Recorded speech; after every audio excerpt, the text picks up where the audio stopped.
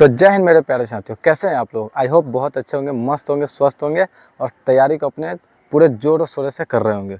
क्योंकि देखिए भाई, आप बैनर देख लिए होंगे कि इसमें लिखा है कि वो रिजर्वेशन के बाद सिलेक्शन।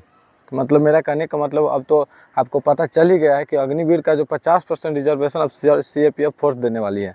तो आप इस हिसाब से मिला लीजिए भाई कि कंपटीशन कितना ज़्यादा होने वाला है। क्योंकि देखिए, मैं आपको कोई झूठ मोटिवेशन नहीं देने वाला भाई, मैं सच्चाई बताता हूँ। देखिए क्या है कि 50% तो आपका वैकेंसी पहले अग्निवीर ले चुका है, उसमें जो वैकेंसी बचेगा उसमें 33% वैकेंसी क्या होगा, महिलाओं के लिए आरक्षित है। तो आप सोच लीजिए अब आपके पास कितना वैकेंसी बचा, बहुत कम है।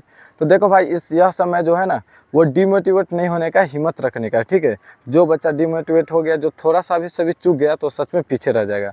तो मैं एक ही बात कहना चाहता हूँ कि अगर आप SSC GD का सच में तैयारी करना चाहते हैं तो आप कर लोगे भाई, ठीक है। और सिलेक्शन भी लेके जाओगे।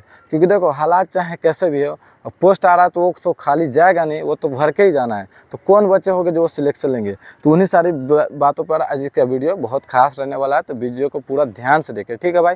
और एक एक पॉइंट को मैं बड़े अच्छे से इसमें समझाने वाला हूँ। तो चलिए वीडियो शुरू करते हैं। वीडियो शुरू करने से पहले आपसे एक छोटा सा रिक्वेस्ट हुआ है, अगर आप चैनल पर नए हैं तो अपने भाई को चैनल को सपोर्ट करिए, सब्सक्राइब कर लीजिए, और वीडियो अच्छा लगे तो अपने दोस्तों के साथ शेयर भी कर दीजिए। चलिए, मैं सबसे पहला टॉपिक आता हूँ, नोटिस की सच्चाई मैंने लिया है। कि क्या नोटिस की सच्चाई सही है? वाह भाई, मैंने एक पहले भी वीडियो बना रखा है कि उसमें बता दिया कि नोटिस का सच्चाई सच में सही है। 50% रिजर्वेशन जो है अब SSC GD में अग्निवीर को मिलने वाला है, ठीक है। दूसरा देखिए, इफेक्ट इसका क्या क्या पड़ने वाला है।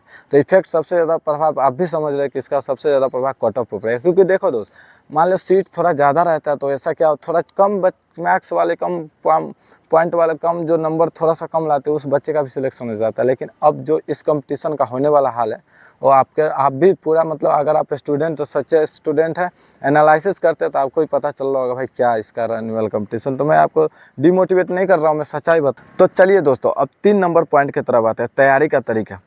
देखिए, तैयारी का तरीका आपको पता है, इसमें 4 सब्जेक्ट पर सिलेक्शन होना है। कुछ भी हो, 4 सब्जेक्ट पढ़ना है, Hindi, reasoning, math, GK GS, ठीक है।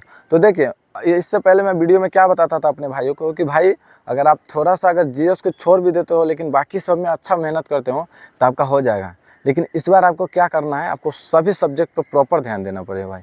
इस बार आपको बड़े थोड़ा सावधानी से, कैजुअल नहीं होना। कैजुअल हो गए तो फिर गड़बड़ हो जाएगा दोस्त। आपको क्या करना है, सभी पॉइंट पर ध्यान, सभी सब्जेक्ट पर बराबर बराबर ध्यान देना, ठीक है।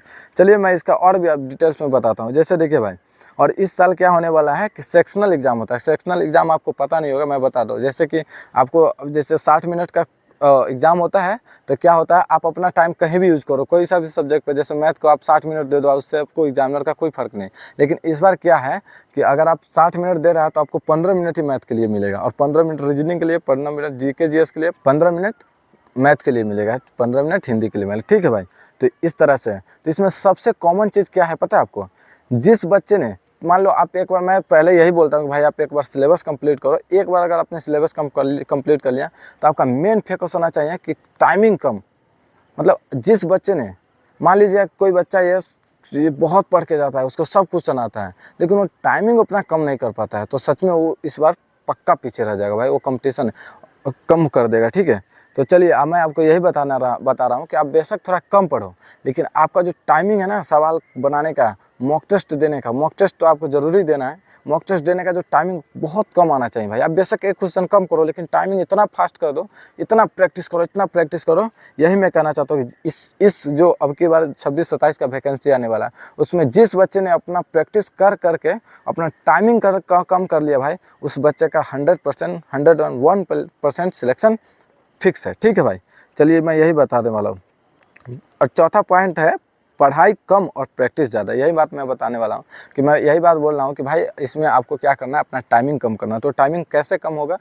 टाइमिंग कम करने का एक ही तरीका है, आप जितना ज़्यादा प्रैक्टिस कीजिएगा, चाहे वो मैथ का होगा, चाहे रीजनिंग का होगा, चाहे क्या बोलते हैं, मैथ रीजनिंग का 2 चीज़ पर प्रैक्टिस करना है, चाहे या हिंदी और GK GS तो याद ही करना भाई। तो यही बात है, आपको मैथ रीजनिंग सबसे मेन टाइमिंग क्या है कि मैथ रीजनिंग, जैसे कि 15 मिनट में मैथ का 20 क्वेश्चन करना, आप भी समझ रहे हो कितना ही बड़ा धुरंधर क्यों ना हो, उसके लिए बहुत मुश्किल है। तो आपको क्या करना है, मान लीजिए आपके 20 में 20 नहीं कर, आप 16-17 ही क्वेश्चन करते, लेकिन टाइमिंग के अंदर कर दीजिए। मान लीजिए आपको सब कुछ आता है, उस मैथ का मैं बता रहा हूँ, जैसे मैथ में आपको सब कुछ आता है, अच्छे से आता है, लेकिन आप क्या किया, आपको कम टाइम मिला, तो आप मुश्किल से मुश्किल 10 ही क्वेश्चन कर पाएँ। तो ऐसा नहीं करना भाई, आपको टाइमिंग का बहुत, मतलब स्पीड रखना है, ठीक है। टाइमिंग बहुत स्पीड रखना, फटाफट आप मेरा स्टार लिख के लिख लो भाई, कि इस एग्ज़ाम में जो अब की बार 26-27 का जो वैकेंसी आने वाला है, उसमें जिस बच्चे ने टाइमिंग कम कर लिया उसका सिलेक्शन कोई नहीं रोक सकता। आपको मैं यही बात बार बार बता रहा हूँ भाई कि आपका टाइमिंग बहुत कम होना चाहिए, बहुत ज़्यादा कम, ठीक है। तो आप सबसे ज़्यादा ध्यान उसी पे करना है और स्मार्ट वर्क करना है। 5वां पॉइंट मैंने लिखा है, 6ठा पॉइंट स्मार्ट वर्क करना है। देखो जैसे मैं बताता हूँ स्मार्ट वर्क का मतलब क्या है, जो सभी बच्चे करते हैं ना वो नहीं करना है।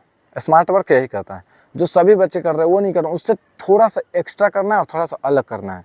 जैसे मैं बताता हूँ, अभी बहुत सारे भाई अभी क्या होंगे, जैसे कि अभी पूरा SSC GD का जो तैयारी करने वाले आपके साथ के भाई होंगे, वो क्या कर रहे होंगे, मैथ, रीजनिंग, हिंदी, GK पूरा रट रहे होंगे और पूरा जितना पढ़ाया जा रहा है उतना पढ़ेंगे, लेकिन आपको वो नहीं करना है। आपको क्या करना है, पिछले साल का जो प्रीवियस ईयर होता है ना, क्वेश्चन बैंक जिसको बोलते हैं, आप उसको एनालिसिस कीजिए और देखिए कि किस किस टॉपिक से क्वेश्चन आ रहा है। SSC GD में 60 से 70% क्वेश्चन प्रीवियस ईयर ही आता है भाई, उसी टॉपिक से आए। मतलब मेरा कहने का मतलब जैसे वो क्वेश्चन है थोड़ा सा हट के लेकिन उसी टॉपिक से आएगा, ठीक है। तो ये देखना है, आपको एनालिसिस करना है। और स्मार्ट वर्क में सबसे मेन चीज़ मैं एक बार यही बात करता हूँ, अपना टाइमिंग कम कर लो भाई, टाइमिंग कम कर लो, यही आपको सिलेक्शन तक लेके जाएगा, ठीक है। इस बात को अच्छे से याद कर लेना है, टाइमिंग कम करना है। चलिए यही बात था इस वीडियो में, मैं बता दिया हूँ कि क्योंकि ज़्यादा चीज़ डिटेल में बताऊंगा तो वीडियो थोड़ा लंबा हो जाएगा, ठीक है। इसलिए मैं थोड़ा शॉर्ट में बता रहा हूँ। मैं यही बात 2-3 बातें बताने आया हूँ कि आप एक बार सिलेबस कंप्लीट कर लीजिए और उसके बाद के प्रैक्टिस सेट बहुत लगाइए। आप थोड़ा कम मतलब सिलेबस 90% ही कंप्लीट कीजिए, लेकिन प्रैक्टिस सेट सबसे ज़्यादा कीजिए। प्रैक्टिस सेट इसमें बहुत काम आने वाला है और प्रैक्टिस सेट से एक टाइमिंग कम होगा आपका, और जितना ज़्यादा हो सके उतना मॉक टेस्ट दीजिए भाई, यही कॉन्फिडेंस जो आपका बिल्ड करेगा, ठीक है। जितना ज़्यादा हो प्रैक्टिस सेट और जितना ज़्यादा हो मॉक टेस्ट देने का कोशिश करिए, ठीक है भाई। यही बात था, चलिए। और बहुत सारा भाई डीमोटिवेट हो रहा है भाई, मैं एक बात बताता हूँ, वैकेंसी या कम आए या ज़्यादा है, कंपटीशन हमेशा 1 से 1.5 लाख बच्चे में ही होता है, ठीक है। बाकी का ऐसे भीड़ खड़ा करने के लिए फॉर्म फिलअप कर दिया 50 लाख बच्चा, उससे डर जाता है, ऐसा नहीं आपको करना है, ठीक है। आपको क्या करना है, डरना नहीं है, डिमोटिवेट नहीं होना है। बस आपको ये याद रखना है कि अगर मैं मेहनत ईमानदारी से करूँगा ना तो 50,000 वैकेंसी आएगा फिर भी मेरा सिलेक्शन होगा, और 10,000 वैकेंसी आएगा फिर भी मेरा सिलेक्शन होगा। जो बच्चा ईमानदारी से मेहनत करेगा उसका सिलेक्शन फिक्स है भाई, उसका सिलेक्शन कोई नहीं रोक सकता है। ये प्रकृति का नियम है, जो जैसा बीज बोएगा वैसा ही फल पाएगा। अगर आप बीज ईमानदारी से बो रहे हो, उसको अच्छा से देख रेख करते हो, उसमें प्रॉपर पानी टाइम से डालते हो, उसके लिए चारों तरफ से घिरावा करते हो, तो क्या है वो सच में आपका फल आगे चल के देगा। तो यही बात है, आप कितना अपनी तैयारी में कितना स्मार्ट वर्क करते हो, कितना अच्छे से उसको करते हो, कितना उसके प्रति डेडिकेट रहते हो। अगर आप डेडिकेट रहें तो वैकेंसी 1 आए या 1 लाख है, आपका सिलेक्शन तय होगा। इसीलिए डीमोटिवेट नहीं होना भाई। और जिस भाई को लगता है कि थोड़ा डीमोटिवेट हो रहा हूँ, चलिए मैं उनके लिए भी एक उपाय बताता हूँ। देखिए मैं पिछले वीडियो बनाया था, उसमें बताया था कि मैं गीता उपदेश का लिंक आपको डाल दूंगा। आप गीता उपदेश देखिए, रोजाना कम से कम 2 वीडियो देखिए, 2 से ज़्यादा देखिएगा मत, और देख उस पर थोड़ा विचार कीजिए। आपकी ज़िंदगी से ये टेंशन, दुख, दर्द, तकलीफ, शिकायत सब खत्म हो जाएगा भाई। मैं बार खत्म, मैं बहुत प्रभावित हुआ, इसीलिए मैं बता रहा हूँ आपके लिए। जो भी अच्छा चीज़ होगा वही मैं आपको रिकमेंडेड करूँगा कि इसका यूज़ कर सकते हैं, ठीक है। डीमोटिवेट नहीं होना भाई, हमेशा पॉजिटिव रहना है, क्योंकि आपको पता नहीं है माइंड ऐसा चीज़ है, जैसा आप सोचोगे वैसा ही बनते चला जाओगे। आपने कहानी सुना होगा, एक आदमी को सांप का बोल के सुई चुभाया और उसका डेथ हो गया। अंत में उसके अंदर कौन सा हार्मोन मिला, कौन सा जहर मिला, वही सांप का जहर, क्योंकि उसने माइंड में ऐसा सोचा ना, ताकि उसका हार्मोन उस टाइप का क्या बोलते हैं जहर वो उसके बॉडी में प्रोड्यूस किया, ठीक है। तो इसीलिए जैसा आप सोचेगा वैसा ही बन जाएगा। इसीलिए डीमोटिवेट नहीं होना भाई, हमेशा पॉजिटिव रखना है। आप फौज की तैयारी कर रहे हो, फौजी जैसा आपके अंदर फीलिंग आना चाहिए। तो चलिए भाई, अगर आपको वीडियो का कुछ भी मतलब समझ में नहीं आएगा, डाउट होगा तो आप कमेंट में डाल दीजिएगा, आपको प्रॉपर रिप्लाई मिलेगा, ठीक है। मैं खुद SSC GD में सिलेक्ट हूँ और SSB में अभी कार्यरत हूँ, ठीक है भाई। वीडियो थोड़ा मैं शाम को शूटिंग कर रहा हूँ, क्योंकि वीडियो बहुत ज़रूरी था। मैंने अपने भाइयों से वादा किया था कि आज कल वीडियो डालूंगा, इसलिए मेरे आप फेस पे मत जाइए कि इतना अंधेरा क्यों हो रहा है। आप मेरी बातों को सुनिए, ठीक है। जो मैं बताया उसको प्रॉपर फॉलो कीजिए। अगर आपको कुछ भी डाउट है, अगर दोस्तों मैं इंस्टाग्राम पर क्या किया हूँ, एक डाउट ग्रुप बनाया हूँ। आप उस मेरे क्या बोलते हैं, इस इंस्टाग्राम का लिंक मैं डिस्क्रिप्शन में डाल दूँगा, आप वहाँ पे जाके डाउट ग्रुप में जुड़ जाइएगा, ठीक है भाई। वहाँ पे डाउट ग्रुप में बहुत सारे भाई ऑलरेडी जुड़ चुके हैं। आप मुझसे वहाँ पर्सनल बात कर सकते हो, कॉल पे भी बात कर सकते हैं, वीडियो कॉल पे। अगर कुछ भी अगर आपको डाउट हो तो आप एक बार अपने भाई से ज़रूर पूछिएगा, ठीक है। आपका भाई हमेशा आपके साथ है, तैयार है। जय हिंद भाई।